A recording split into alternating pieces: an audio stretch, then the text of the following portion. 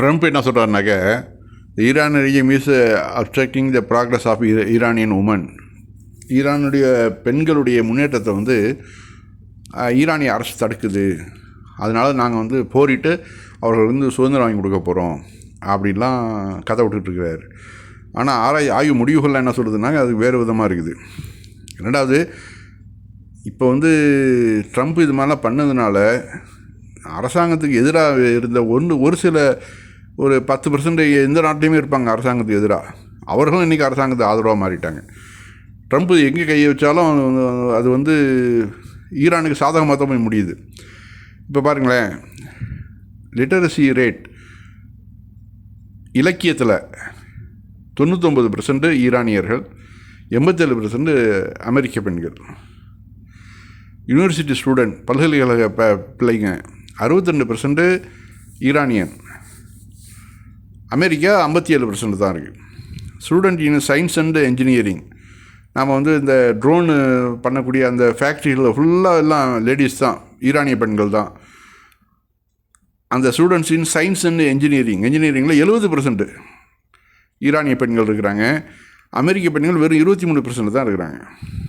Medical student 60% ஈரானியர்கள், 47% அமெரிக்க பெண்கள். Physicians 49%, 38% America. அப்போது இதிலேருந்து என்ன தெரியுது, இவர்கள் சொல்லக்கூடிய எல்லாமே வெறும் கதைகள் தான். 4000 வருஷம் இவர்களுக்கு வரலாறு இருக்குது. இங்கே வந்து 250 வருஷம் தான். இதுலேருந்து என்ன தெரியுது, இஸ்லாமிய அரசாங்கம் பெண்களுக்கு கல்வி கொடுக்கறதில் எந்த ஒரு தடைக்கல்லும் கொடுக்கல.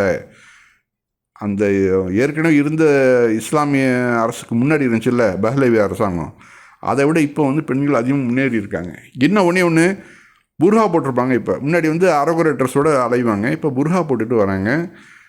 அவர்களுடைய கண்ணியம் காக்கப்படுது, குடும்ப உறவு சிதையாமல் இருக்குது.